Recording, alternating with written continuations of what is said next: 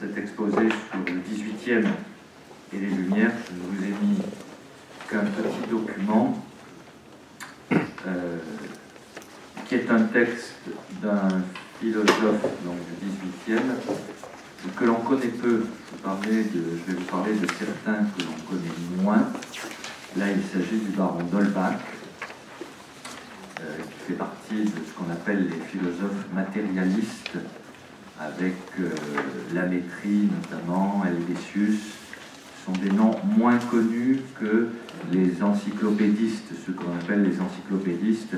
Là, on les connaît mieux, on a étudié certains de leurs textes, comme Voltaire, Montesquieu, Diderot, d'Alembert, etc. Les noms nous parlent un peu plus, mais il me semblait intéressant de vous donner au moins ce texte sur le libre arbitre. Le libre arbitre est une chimère, et de vous renvoyer peut-être à la lecture. J'ai pris beaucoup de choses dans ce livre, Les matérialistes au XVIIIe siècle, présenté par Jean-Claude Bourdin. C'est la petite bibliothèque Payot, et qui date de 1996. Ce petit bouquin est intéressant parce qu'il y a une présentation générale, mais il y a surtout tout un choix de textes, voilà, que l'on peut lire tranquillement chez soi, de Lamétrie notamment, un philosophe. J'aurais voulu vous en citer un peu plus, mais un de ses grands textes est autour de la morale. La philosophie est inconciliable avec la morale et avec la politique. Helvétius, que je vous citais, Diderot, sur la religion est-elle un bien, y a-t-il encore des chrétiens, voilà, et le baron d'Holbach. Alors il me semblait intéressant de vous renvoyer à ces lectures, puisque, comme je vous dis, ce sont des philosophes matérialistes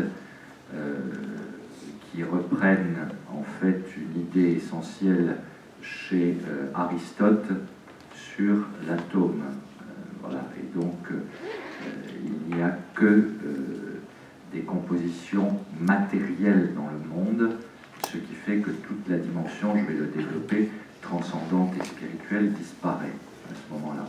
Ce sont des philosophes qui vont... c'est très large, il faudrait des heures et des heures de cours pour cela. Ce sont ces philosophes-là qui vont influencer l'utopie marxiste, avec Engels en particulier, et puis Karl Marx, bien entendu. Donc ça va très loin. Autour des textes sur la morale, il y en a de nombreux chez les encyclopédistes et puis chez ces auteurs que je viens de citer, ce sont eux qui vont influencer notamment Kant, Emmanuel Kant. Ce sont eux qui vont influencer aussi, puisqu'il y a un nouveau regard sur l'histoire, sur la linéarité de l'histoire, ce sont eux qui vont influencer Hegel. Voilà, il y a évidemment une influence comme ça. J'essaierai de vous montrer aussi que s'il y a une véritable révolution de la pensée au XVIIIe siècle, il n'y a pas forcément ce que l'on a cru à un moment, une rupture.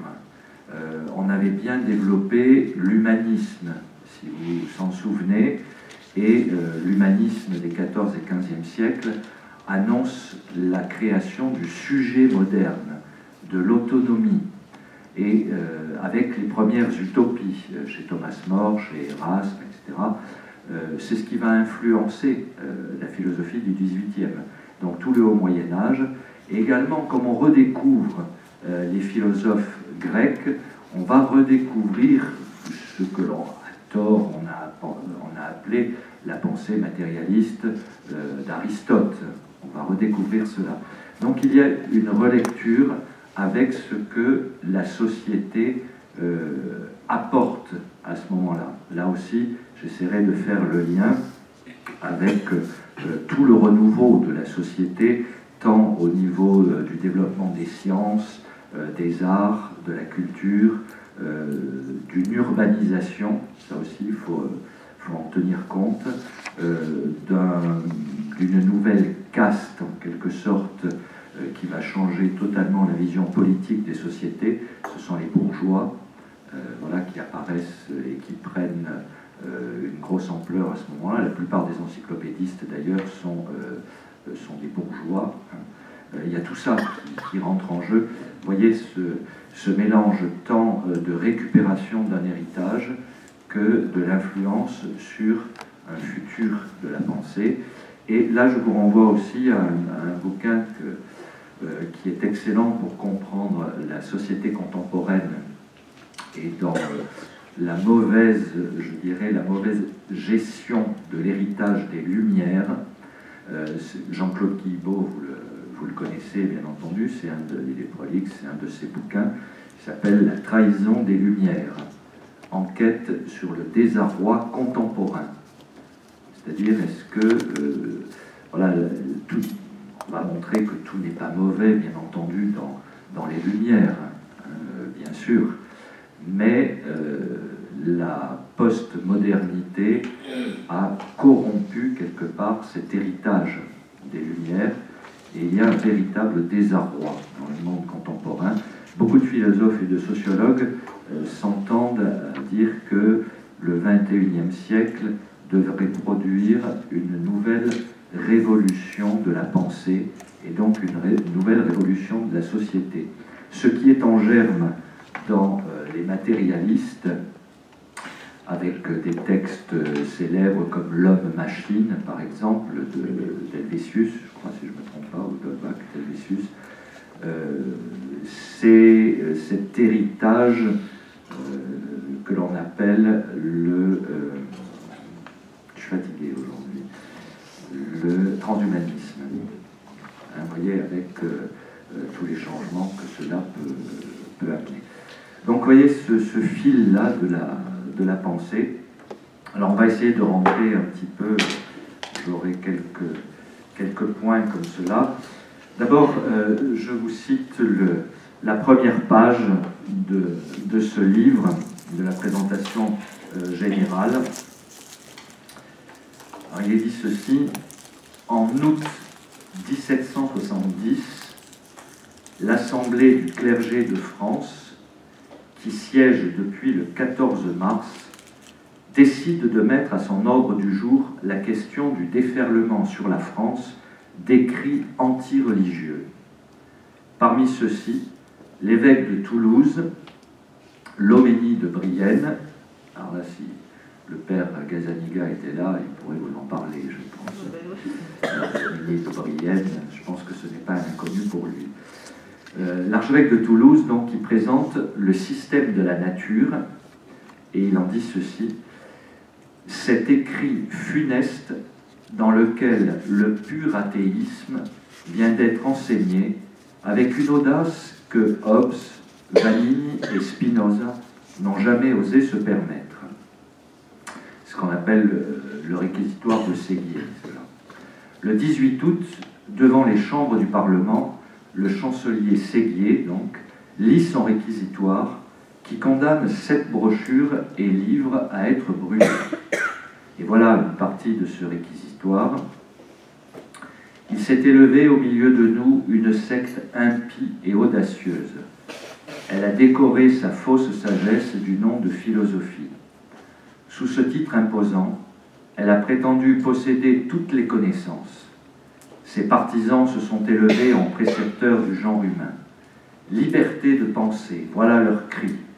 Et ce cri s'est fait entendre d'une extrémité du monde à l'autre.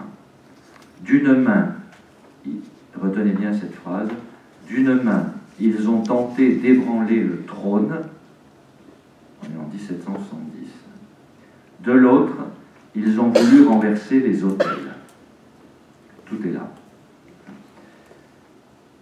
Leur objet était d'éteindre la croyance, de faire prendre un autre cours aux esprits sur les institutions religieuses et civiles. Et la révolution s'est pour ainsi dire opérée. Les prosélytes se sont multipliés, leurs maximes se sont répandues. Les royaumes ont senti chanceler leur antique fondement, et les nations, étonnées de trouver leurs principes anéantis, se sont demandé par quelle fatalité elles étaient devenues si différentes d'elles-mêmes. Voilà, c'est ce réquisitoire qui a marqué, avec là notamment ces livres qui sont condamnés, dont le système de la nature, par exemple, et vous sentez bien que l'attaque, c'est liberté de penser, qui est je dirais quelque chose de très positif, mais on va en voir un peu les dérives. Alors, retenez ce texte-là, le réquisitoire de Séguier, 1770, et voilà, je vous livre ça parce que j'ai trouvé ça très drôle, en fait. Les philosophes peuvent être très imaginatifs et très drôles. On annonça en 1757 la découverte, vous savez que il y a donc toutes les découvertes à partir de la fin du XVe siècle, et on continue les découvertes de nouveaux mondes. Montesquieu est connu pour ses lettres persanes, etc. Donc il y a tout un monde que l'on découvre. On découvre les tribus, on découvre le bon nègre, etc. Enfin voilà, il y a toutes ces découvertes-là. On annonça en 1757 la découverte d'une tribu ignorée, encore plus étrange que les Caraïbes ou autres insulaires des mers du Sud. Ce peuple, qui se présentait sous des airs doux et civilisés, était en réalité des plus cruels. Le seul, disait-on, à faire le mal précisément pour faire le mal. Ces guerriers étaient dotés d'une arme terrible, une sorte de venin caché sous la langue et qui se répandait partout. D'un orgueil démesuré, ils se disaient descendants des titans, ces immortels, adversaires de Zeus, qui voulurent jadis escalader le ciel. Ne reconnaissant aucune autorité, méprisant toute forme de divinité et professant la relativité de toute chose, ils n'avaient pourtant qu'un mot à la bouche, vérité, grâce auquel ils espéraient dominer l'univers tout entier. On les appelait les Caquaques. C-A-C-O-U-A-C-S, les Caquaques. Quand le premier mémoire sur les Caquaques paraît à Paris, suivi de quelques autres la même année, donc en 1757, personne ne s'y trompe. Le vrai nom des Caquaques est encyclopédiste. Et les libelles satiriques qui se succèdent pour décrire cette peuplade maléfique font partie de l'offensive du parti Dévot contre l'entreprise du fameux dictionnaire raisonné des sciences, des arts et des métiers, inauguré publiquement en 1751. Puisque les savantes réfutations n'avaient pas mieux réussi que les interdictions de la censure, il était à espérer, pensaient les anti-lumières, que l'ironie serait une arme plus efficace. Ce n'est là qu'un épisode, évidemment, parmi d'autres, d'une série d'attaques qu'eurent à subir les Lumières. Mais il est révélateur. C'est pour ça que j'ai pris ce petit, voilà, cette espèce de petit pamphlet très humoristique, puisque on saisit ce qui se passe à cette époque, la découverte de peuplades, on annonce qu'il en existe une nouvelle, et après l'avoir bien décrite, on sait à qui on a affaire. Certes, le travail de l'encyclopédie ne résume pas toutes les Lumières, bien entendu, mais c'est dans ces moments polémiques que l'unité d'une pensée diverse, traversée même par des courants antagonistes, il n'y a pas, ça aussi c'est important de le saisir, il n'y a pas une pensée de la philosophie des Lumières. Il y a des antagonismes à l'intérieur même des philosophies, donc des Lumières. Donc traversée même par des courants antagonistes, se laisse deviner la manière la plus nette. Or, dans cette affaire des Caquaques, les Lumières sont accusées donc de deux crimes. Celui d'effacer l'universel de l'horizon et celui d'en construire un nouveau de toutes pièces. On va rentrer là-dedans. Le premier universel qui est détruit, c'est l'universel divin. C'est cet universel que les Lumières cherchent à détruire. Et de le remplacer par ce que les pamphlétistes vont appeler le bancal universel humain. Voilà la faute qu'on leur impute, et on va le voir à juste titre aussi. Sans doute s'agit-il ici d'une reprise d'un thème là qui est assez ancien et que les Lumières ont récupéré, la démesure et l'orgueil humain, ce qu'on appelle l'hybris en grec. Mais dans le contexte moderne, elle va donner lieu à deux utilisations opposées. Selon que l'on va insister sur le versant destructeur, vous l'avez vu dans le réquisitoire que j'ai lu tout à l'heure, hein, ébranler le trône et détruire les autels. Là, on va y voir l'élément destructeur de la pensée des encyclopédistes, ou un versant bâtisseur du dispositif.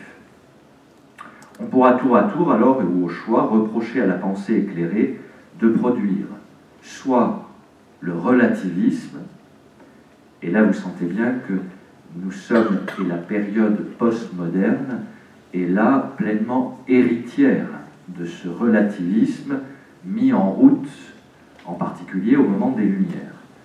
On n'a qu'à se référer en particulier au grand texte du pape Benoît XVI, qui connaît bien cette philosophie-là et qui s'y attaque en parlant de relativisme et en disant que c'est le mal de la société postmoderne, héritière de cet aspect-là des Lumières, et il en parle régulièrement, enfin il en parlait régulièrement du relativisme. Soit donc le relativisme, soit l'impérialisme. Ce seront là les deux principales critiques des Lumières. Et pour critiquer ces Lumières, va se développer une littérature qui va bien fleurir au XIXe siècle, mais qui est là à la fin du XVIIIe, c'est le romantisme. Le romantisme qui naît là, qui va contester le romantisme, la solidité de la reconstruction sociétale. Il reprochera à cette pensée dite éclairée des Lumières d'avoir substitué aux valeurs charnelles, individuelles et vivantes des abstractions, des concepts, voilà, des concepts froids et vides. D'où, pour lutter contre cela, on va développer toute une littérature romantique, notamment en Allemagne, hein, surtout en Allemagne. C'est ainsi qu'au niveau politique, le rationalisme promu par la Révolution française se verra accusé, ça je pense que M. Riegler vous en parlera mieux tout à l'heure, se verra accusé d'avoir détruit un tissu social et institutionnel ancestral au profit d'une construction délirante et tragique, vouée à se retourner à plus ou moins long terme contre ses concepteurs. De fait, l'épisode de la terreur en apportera la preuve. Ça s'est retourné contre les concepteurs des Lumières. Il faudra du temps pour digérer cela. C'est pour décrire ce processus typiquement moderne que sera inventé en 1818, peu de temps donc après la Révolution, la Terreur, le mythe de Frankenstein. Vous voyez qu'on creuse près de 1818. Hein. La créature artificielle qui s'échappe et se retourne contre son créateur. Le mythe de Frankenstein, c'est la critique d'une partie de la philosophie des Lumières qui veut créer une société nouvelle, et on s'aperçoit que cette création nouvelle s'est retournée contre ses créateurs. De la même manière, la célèbre dénonciation par Joseph de Maistre dans les Considérations sur la France, en 1797, de l'homme, des droits de l'homme, doit être comprise dans cette perspective. Il écrit « La Constitution de 1795, tout comme ses aînés, est faite pour l'homme. Or, il n'y a point d'homme dans le monde. Universel. » Quand il dit ça, c'est la critique du concept homme, voilà, de conceptualiser la notion d'homme. Là, on toucherait à une autre partie de la philosophie qu'on appelle le nominalisme. Et il continue en disant « J'ai vu dans ma vie des Français, des Italiens, des Russes. Je sais même, grâce à Montesquieu, qu'on peut être persan. Mais quant à l'homme, je déclare ne l'avoir jamais rencontré de ma vie. S'il existe, c'est bien à mon insu. L'homme universel, entendait-il montrer, est une illusion. Il y a grand dommage à nier les racines d'où se tire l'identité et la substance de chaque individu. À vouloir reconstruire sans cesse le réel ex nihilo, c'est-à-dire à partir de rien, là il y a une belle critique où les encyclopédistes, quelque part, se font créateurs. Ils créent une société nouvelle, ils créent un homme neuf, libre et libre de penser, qui va s'auto-créer, et donc on éradique complètement la vision d'un créateur, et donc d'une dépendance. C'est surtout ça qu'il faut retenir. À vouloir reconstruire le réel de rien, on le perd, et on se perd sans espoir de salut. Tout le paradoxe, c'est que, accusé d'avoir d'un côté défendu un universalisme abstrait, les Lumières se verront aussi de l'autre reprocher d'avoir conduit au relativisme généralisé. C'est la thèse que, après Hegel, soutiendront des philosophes comme Adorno, je ne sais pas si certains ont lu quelques thèses d'Adorno, ou Horkheimer, par exemple, dans leur fameux ouvrage « La dialectique de l'Aufklärung », qui est les Lumières allemandes. L'argument est aisé à résumer. En déstabilisant l'universel fiable, fondé, voilà, en déstabilisant cet universel que j'évoquais, fondé sur l'idée d'un Dieu unique, créateur du monde et des hommes, les Lumières s'interdisent de fonder désormais quoi que ce soit. Nulle borne ne peut plus s'opposer au déferlement du scepticisme. Et c'est ce que va montrer quelque part Guy Yebeau dans La trahison des Lumières.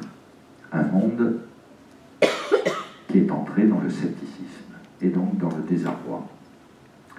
La science humaine, désirant se rendre indépendante de la foi et accéder à l'autosuffisance, finit par s'autodétruire en laissant place tout simplement aux préjugés qu'elle prétendait combattre. Ainsi, les philosophes des Lumières attaquaient la religion au nom de la raison. Ce qu'ils anéantirent en fin de compte fut non pas l'Église, mais ce que l'on appelle en philosophie la métaphysique, et le concept objectif de raison proprement dit, la source d'énergie de leurs efforts mêmes. C'est un peu compliqué tout ça. Vous sentez que, bon, il faudrait peut-être, je vous ferai passer le texte quand même, là on a un peu eu le temps de le photocopier.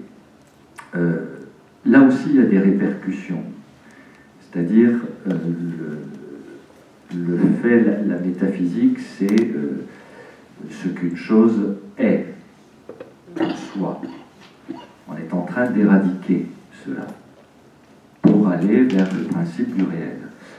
c'est une critique que formulera d'une façon très précise le pape Jean-Paul II dans son encyclique philosophique Fides et Ratio, la foi et la raison. On est en plein là-dedans. Et la fin de cette encyclique est un cri d'appel que les philosophes ont bien senti à la redécouverte de la métaphysique essentielle. Il n'y a pas de... Je me gèle, moi, il n'y a pas de clim. Ou c'est peut-être moi, je suis fatigué. Alors, fossoyeur du particulier comme de l'universel, les Lumières sont donc la cible de toutes les critiques possibles. Et là, il faudrait faire un autre cours sur les trois dimensions essentielles pour le réel, et en particulier essentielles dans l'univers de l'éthique et de la morale, ces trois dimensions que sont l'universel, le particulier et le singulier. Et on s'aperçoit que les philosophies des Lumières vont focaliser sur le singulier, en étant fossoyeurs du particulier et de l'universel. Après leur passage, il ne resterait probablement plus rien. Elles inaugureraient, selon le mot inventé par Jacobi et repris par Nietzsche, le nihilisme contemporain. C'est là une influence sur Friedrich Nietzsche. C'est le nihilisme. Vous voyez qu'on peut partir un peu dans tous les sens. C'est ainsi tous les mots de la modernité que l'on pourrait imputer aux Lumières. Le malaise dans la civilisation, avec Freud, le règne de la raison et de la bureaucratie, avec Weber, l'ère de la technique, avec Heidegger, l'avènement du monde administré, ce qu'on va appeler l'école de Francfort. Là aussi, c'est très intéressant de lire certains textes de Saussure, par exemple, ou de Wittgenstein.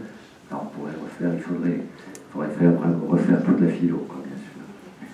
Le monde de l'humanisme, où l'homme se réduit à lui-même, risque de devenir celui de l'inhumain.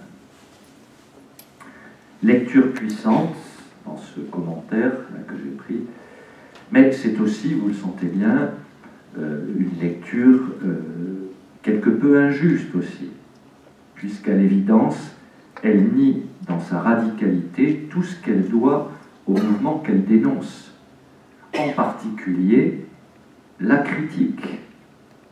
On le doit aux Lumières, et c'est une richesse, l'esprit critique, qui sera repris en particulier, évidemment, par un certain Kant, dans ses différentes critiques de la raison pure. Et là, on revient à une métaphysique, une critique de la raison pratique. Là, on revient à l'éthique et à la morale, et une critique de la faculté de juger. Là, c'est tout le monde esthétique. Ça, c'est une richesse. Là, il y a une véritable richesse. Elle refuse d'y voir l'antidote au mal qu'elle décrit, finalement. Il nous faut donc instruire à décharge et examiner l'accusation. Que penser du reproche fait aux Lumières d'avoir détruit le vrai universel divin et d'y avoir substitué une sorte de faux humain? Donc là, c'est un débat qui est ouvert. Il y a je ne prétends pas régler la question de dire toute la philosophie des Lumières est mauvaise ou toute la philosophie des Lumières est bonne parce qu'elle a produit la Déclaration des droits de l'homme. Voilà, vous voyez qu'il y a un débat gigantesque qui s'est ouvert juste après, c'est-à-dire fin 18e et début 19e, et qui se poursuit aujourd'hui.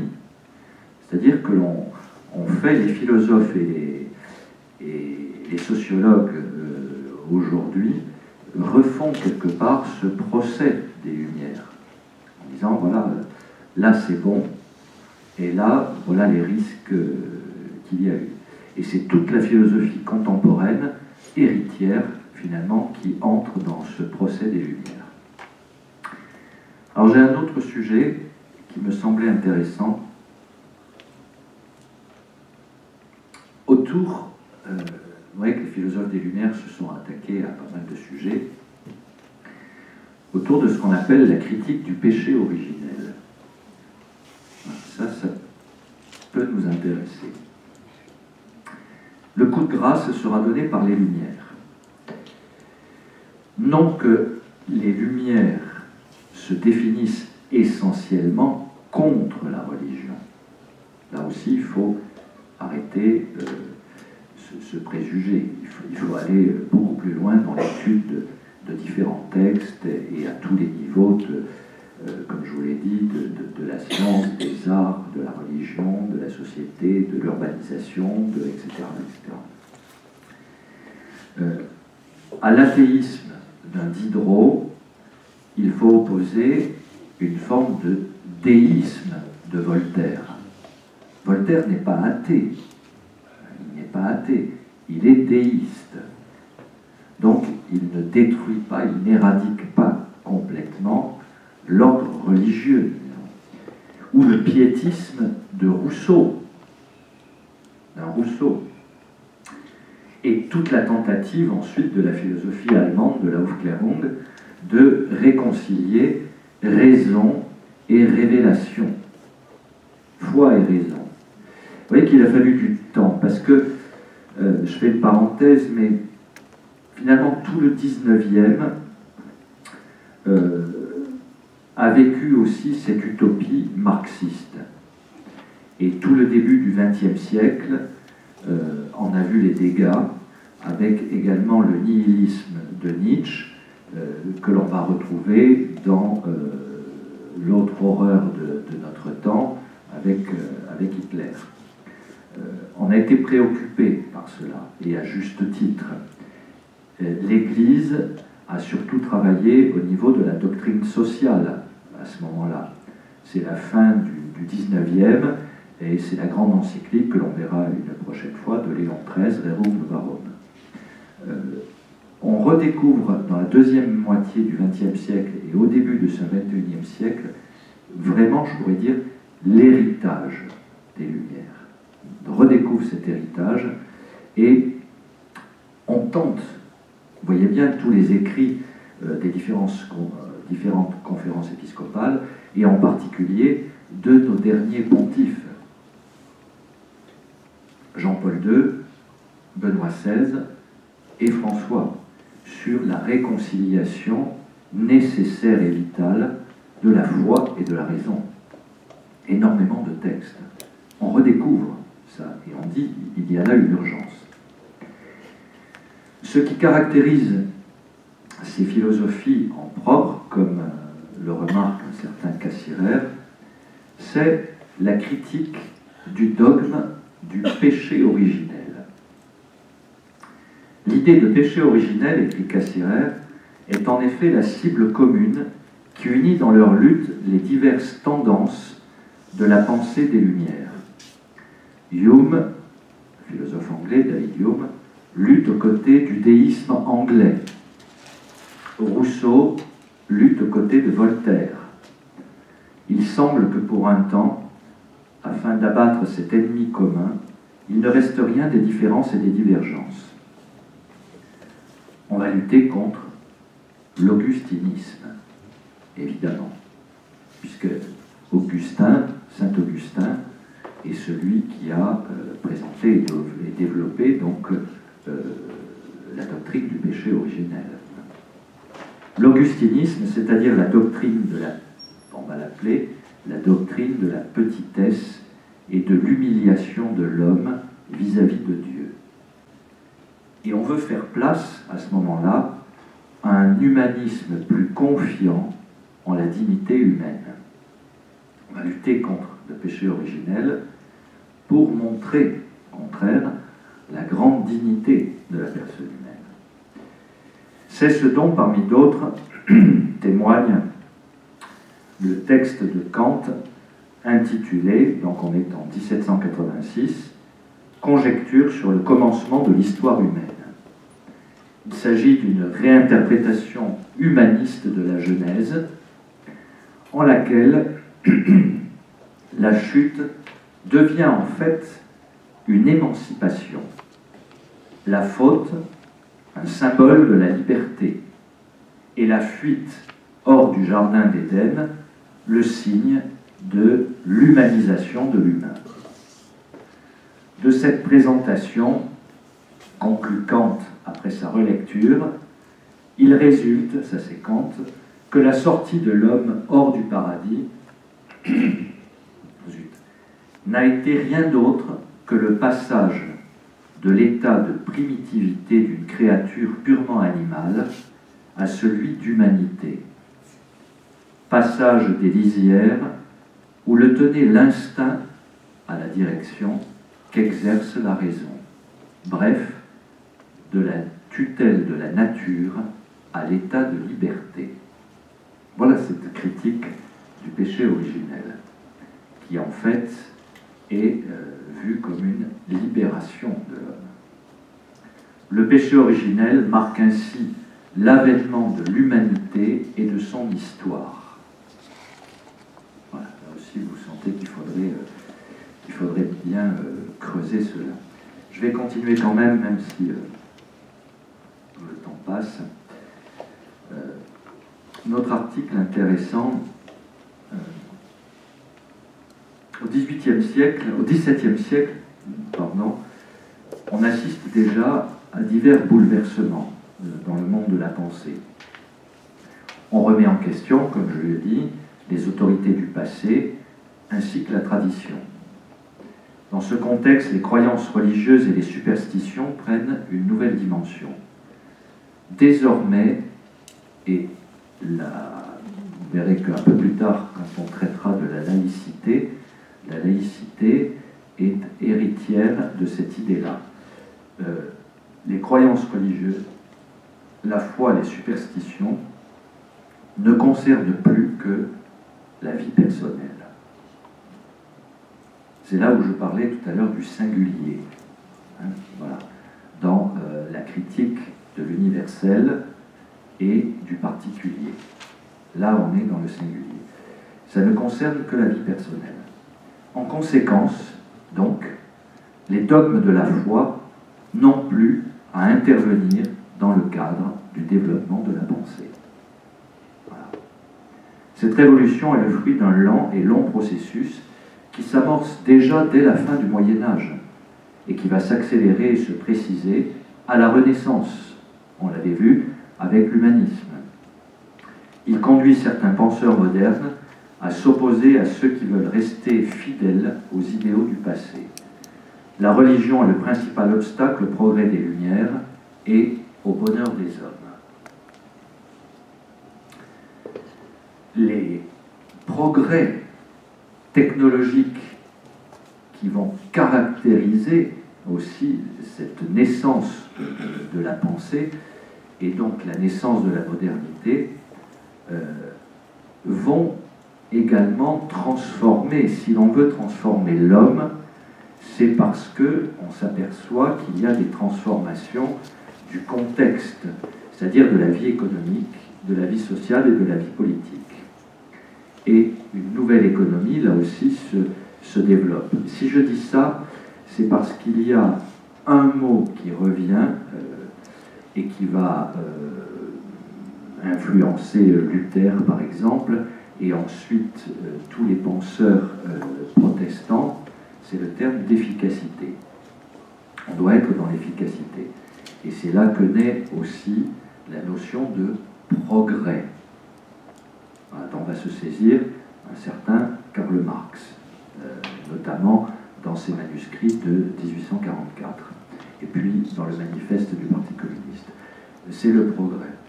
Et vous voyez que, en ce moment, si vous faites attention dans les discours politiques, on entend de plus en plus ce mot. Voilà. Il faut une société de progrès. Alors, nous, on avait limité un terme un peu généraliste, d'être progressiste. On a dévoyé un peu ce terme. Mais on revient là-dessus. Pourquoi ? Parce qu'il il y a eu un effondrement des idéologies de progrès, dont le communisme en est le représentant. On veut se saisir de nouveau de ça. Et ce n'est pas que Mélenchon qui rappelle ça, c'est d'autres aussi. On est là-dedans, on veut se saisir de nouveau de cette idée du progrès. La pensée moderne va trouver de nouveaux fondements dans ses valeurs d'efficacité technique et instrumentale, et donc de liberté. Elle va pour cela valoriser particulièrement les pouvoirs de la raison. C'est en elle-même que la pensée moderne va trouver les nouveaux fondements métaphysiques qu'elle cherche. Cela signifie qu'on attribue à la subjectivité un rôle fondamental dans le processus de connaissance. Ça veut dire quoi? Ça veut dire que la vérité ne correspond plus ni à une révélation divine ou mystique, ni à une croyance très ancienne. On éradique les dogmes. Ce n'est pas ça la vérité. On va admettre comme vérité, dorénavant, ce qui peut faire l'objet d'un examen critique par la raison. Voilà. Par suite, évidemment, d'une démonstration strictement personnelle. Et là, il va y avoir d'autres philosophies qui vont se développer, comme par exemple le positivisme de Kant. On est là-dedans. Le concept de modernité philosophique désigne cette nouvelle manière de penser, ainsi que la nouvelle hiérarchie de valeurs qui en découle. On peut donc dire de cette époque qu'elle est l'ère de la raison triomphante. Et ça, vous le savez bien, puisque les églises, les temples vont être débaptisés, et on va créer, évidemment, une nouvelle religion, la religion de la raison triomphante, et qui va avoir son apogée, évidemment, durant l'ère napoléonienne. Les temples à la raison. Et là, on peut penser donc encore à René Descartes, qui est précurseur, à Thomas Hobbes, à John Locke, à Baruch Spinoza, à Leibniz et à David Hume. Leibniz qui a développé cette idée de ce qu'il va appeler la monadologie d'une monade, c'est-à-dire là aussi on est dans le singulier. C'est lui qui va développer cette idée-là. Et en développant cette idée-là, vous voyez que le développement de la pensée philosophique là rejoint tout le développement scientifique, puisque c'est Leibniz qui va inventer à ce moment-là le 0 et le 1, c'est-à-dire le langage informatique. C'est pas récent le langage informatique, hein. C'est la fin du XVIIe siècle. C'est lui qui invente le 0 et le 1. Mais il y a toute une pensée philosophique en amont, là derrière. Bien d'autres encore, les philosophes modernes sont préoccupés à un très haut degré par le sens de leur démarche et par la rigueur et l'exactitude de leur système. Donc les mathématiques, puis les sciences de la nature vont monopoliser les énergies. Les modernes croient, parfois aveuglément, au pouvoir libérateur de la science. Et on en verra les limites. Mais on est en train de redécouvrir cela, c'est-à-dire l'autocréation de l'homme par l'homme dans le transhumanisme. C'est exactement ça. Voilà pourquoi c'est à la science qu'on va demander de produire une société d'individus libres de toute contrainte.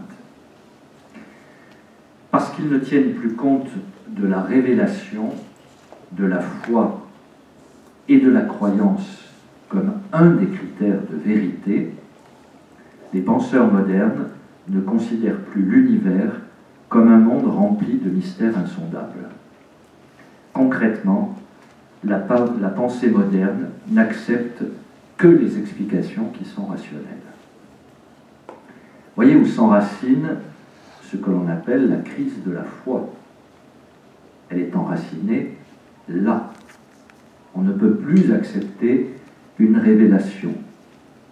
il faut que les choses soient démontrées. D'où la crise de la foi. Cette autonomie de la raison constitue la principale caractéristique de la pensée moderne. Le monde n'est plus vu comme une structure sacrée, mais une réalité intelligible dont on peut découvrir les lois par une observation rigoureuse et méthodique. Le monde n'est plus vu comme une dimension, une structure sacrée.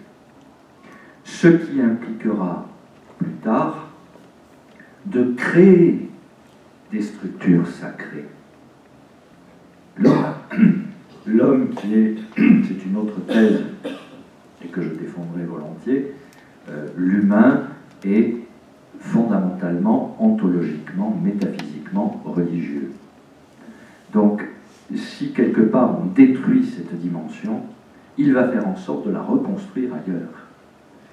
D'où ce que l'on observe en particulier dans notre monde d'aujourd'hui, qui s'est éloigné encore un peu plus par le relativisme de la dimension sacrée du monde et de l'homme, de créer des structures sacrées, de créer des tas de liturgie, de pseudo-liturgie. La dernière en date, c'était autour de Johnny. C'est une liturgie sacrée que l'on a voulu créer. Et Gilles Bouys me disait l'autre jour, je suis il y a quelque temps allé visiter un musée sur le sacré, donc il y avait des ostensoirs, etc. Et dans la dernière salle, des objets sacrés, dont un blouson de Johnny Hallyday. Ah, on peut en rire, on peut critiquer. C'est un fait. C'est un fait. C'est-à-dire qu'on a besoin de sacré. Mais c'est l'homme qui va créer l'objet sacré. Il ne le reçoit plus. Baptême républicain. Voilà, on a créé avec la raison, on a créé tout ça, les baptêmes. Parce qu'il fallait une liturgie. L'homme a besoin de ça. Donc on éradique la révélation, le reçu de Dieu, mais comme il y a un besoin, ce qui est positif, on va créer nous-mêmes ce genre de choses. Bref, on croit que l'univers obéit à des lois rationnelles. C'est-à-dire que les lois qui déterminent la nature sont conformes aux lois qui déterminent la pensée. Les penseurs modernes considèrent que chaque être humain possède la capacité de raisonner, ce qui est vrai. Bon. Enfin, il y a des couillons partout, mais bon, il y a quand même la capacité de raisonner. Toute personne, en principe, peut donc comprendre les lois qui gouvernent la nature. Pour cela, il suffit de se donner la peine de réfléchir rationnellement, de bien conduire sa raison pour trouver quelque vérité. Et ça, ce sera tous les écrits de Descartes, par exemple. Puisque chaque individu possède la capacité de raisonner convenablement, ces penseurs vont croire que tous les hommes sont égaux. En conséquence, ils vont inviter chaque humain à se servir de sa pensée afin de se libérer du pouvoir de toute forme d'autorité arbitraire. Voilà. Là, on aperçoit qu'il y a quelque chose qui se met en place. Par sa raison, l'individu possède donc une dignité qui lui est propre, ce qui est vrai, bien sûr, mais en vertu de laquelle on ne lui demande plus d'être immolé au profit de puissances qui le dépassent. Donc, puisqu'il est sa propre autorité, ça c'est ce que développera Rousseau notamment, eh bien, il ne peut plus être dans la dépendance de créatures. Il ne peut plus être dans la dépendance d'un créateur, donc d'une puissance qui le dépasse. Pour le penseur moderne, le moi, l'individu ou la subjectivité, et tout ce qui s'y rattache, prend à ce moment-là une valeur sacrée. Voilà. Mais il ne faut pas croire que les intellectuels modernes ont inventé évidemment la raison ou la rationalité. Il ne faut pas oublier que depuis leur naissance, La philosophie et les sciences favorisent bien entendu la pensée rationnelle. Il suffit, comme je le disais tout à l'heure, de relire Aristote, de relire Platon, et même de relire, on a très peu d'écrits, mais ils sont très intéressants à lire, ce qu'on appelle les présocratiques. Il y a là une pensée rationnelle et une recherche de la place de l'homme dans la nature et de la place du divin par rapport à cette nature et par rapport à l'homme. Vous avez entendu des noms, Zénon d'Élée, Empédocle, etc. Il y a quelques écrits, donc on est héritier aussi de cela. On n'a pas inventé la raison, évidemment. Mais la raison était un outil parmi d'autres. Soit la raison obéissait, du moins en partie, à d'autres principes que les siens propres. Ce qui est distinctif de la pensée moderne, issue du XVIIIe, c'est l'invention d'une nouvelle attitude intellectuelle, selon laquelle la raison obéit exclusivement à des règles qu'elle sait donner elle-même, en toute rigueur, dans le but d'établir des liens entre les causes et les effets observables. Voilà. Là, elle se donne, c'est dans ce qu'on appelle l'autonomie. Elle se donne les règles. Donc des règles de démonstration pour atteindre une vérité qui ne peut être, je le répète, non pas reçue, mais démontrée. On nomme cette attitude intellectuelle le rationalisme.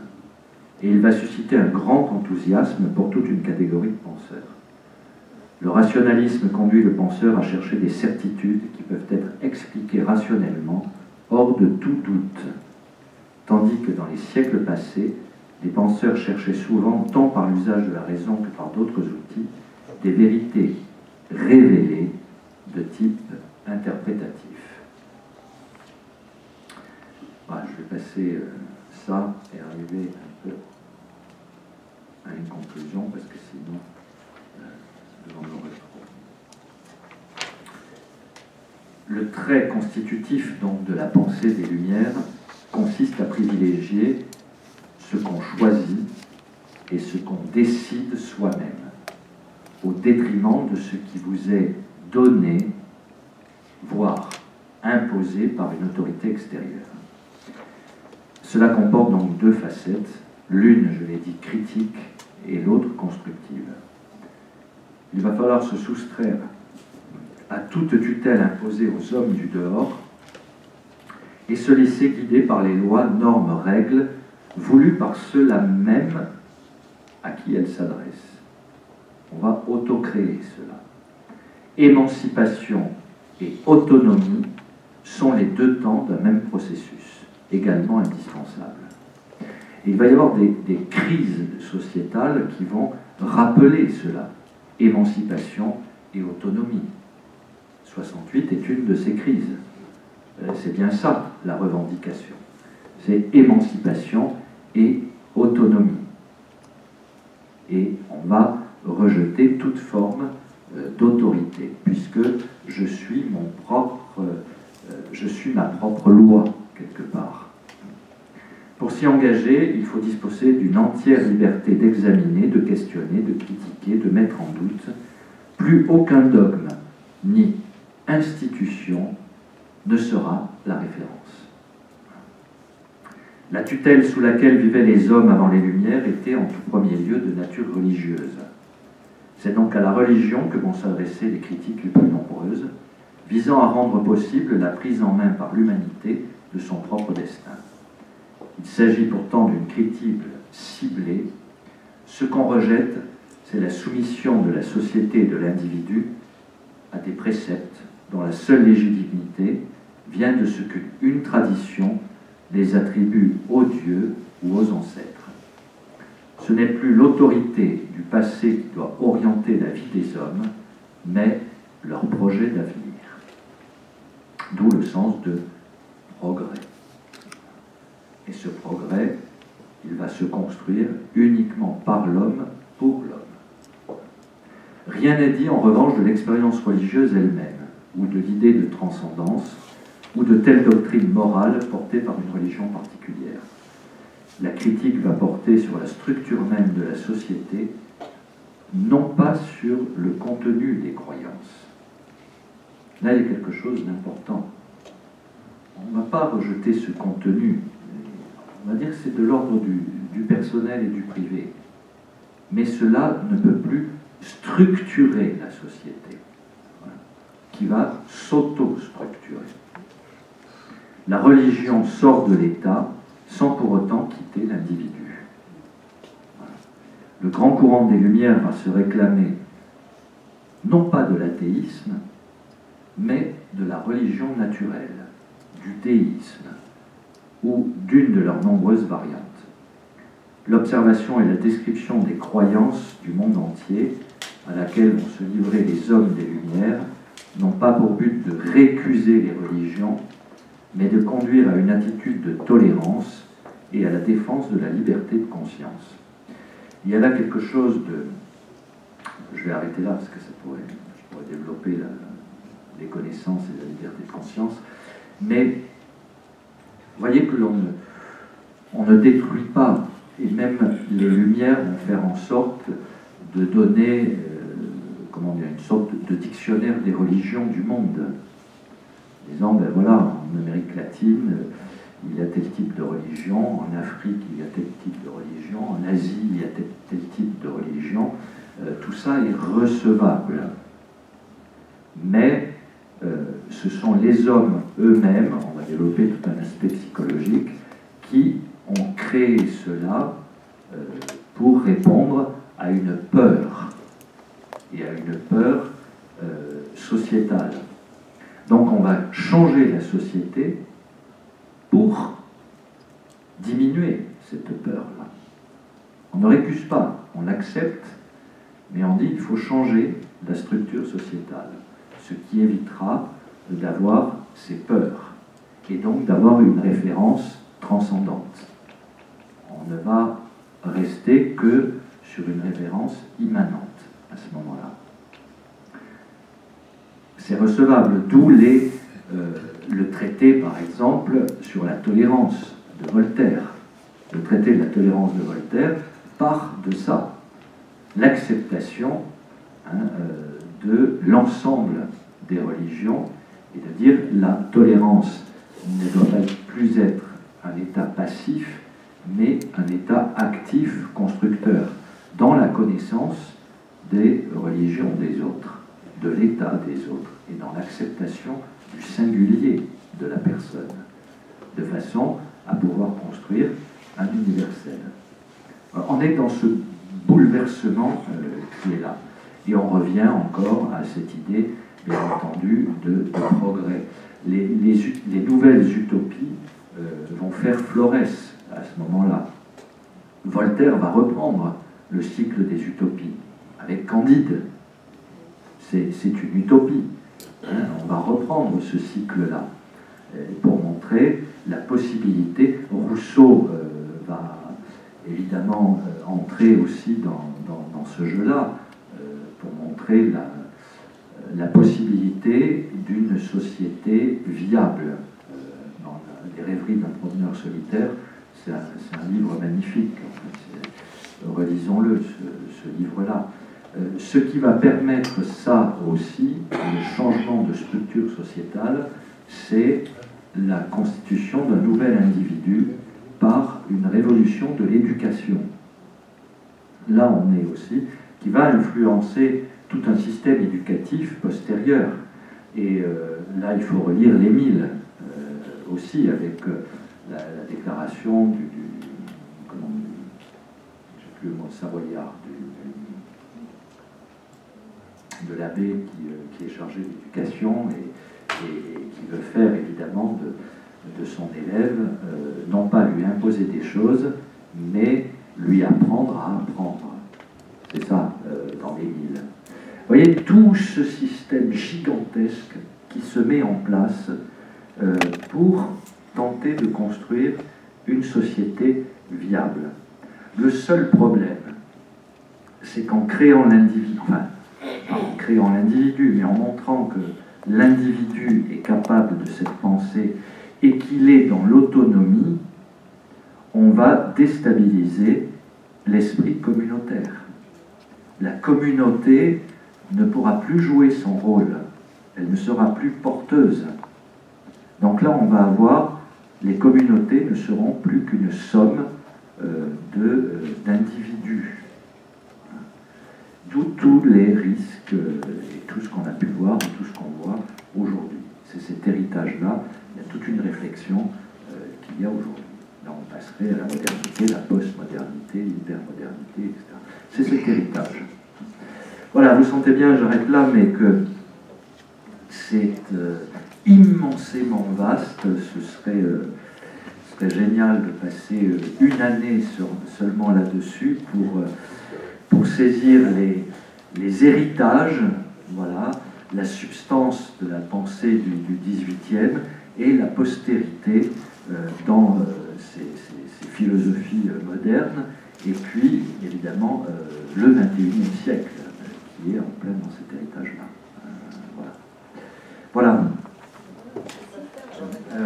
Bruno. Ouais. Je ne suis pas très philosophe, je comprends ce que c'est que le concept universel. Et quelle est la différence entre le particulier et le singulier? Alors, l'universel, je dis, c'est l'horizon. Hein, c'est l'horizon à atteindre. Donc, comment dire, je ne trouve plus mes mots, l'idéal. C'est l'idéal à atteindre. C'est cet horizon à atteindre. Le particulier, c'est le contexte dans lequel je me trouve et qui va me permettre d'atteindre l'idéal. C'est-à-dire, je suis un homme, j'ai tel âge, je vis dans tel pays, j'ai telle éducation, j'ai tel projet, voilà, c'est mon particulier, c'est ça le particulier. Et le singulier, c'est moi. Mais si je nie le particulier pour atteindre l'idéal, je serai toujours déçu parce que je n'accueillerai pas les conditions qui font que je suis ce que je suis. Et il y a cet héritage de l'éducation, de ma santé, du fait que je suis un homme, que je vis en France, que si je nie tout ça et que je ne vise qu'un idéal, je vais me casser la figure. Si je ne regarde que le particulier sans vouloir atteindre un universel, je piétine. Voilà. Ça, c'est applicable dans toutes les dimensions de la vie. C'est la dimension d'un couple. L'amour parfait, on doit y tendre, mais il n'existe pas. Il n'existera qu'en Dieu. Mais pour atteindre cette dimension parfaite de l'amour, si je nie le particulier de ce que je suis et le particulier de ce qu'est mon conjoint, ma conjointe, et dans quelles conditions je vis cela, je serai perpétuellement déçu, parce que je ne viserai qu'un idéal sans intégrer dans cet idéal les conditions particulières de ma vie. Et là, dans les Lumières, on voit qu'il y a un universel qui est l'universel divin, donc reçu, que l'on va éradiquer pour créer l'universel humain. Je ne reçois plus, mais je construis moi-même. Et cet universel humain, évidemment, va poser quelques problèmes. Et là, on va centrer sur le singulier, ce qu'on a dit donc avec Rousseau, l'autonomos, je suis ma propre loi. Voilà.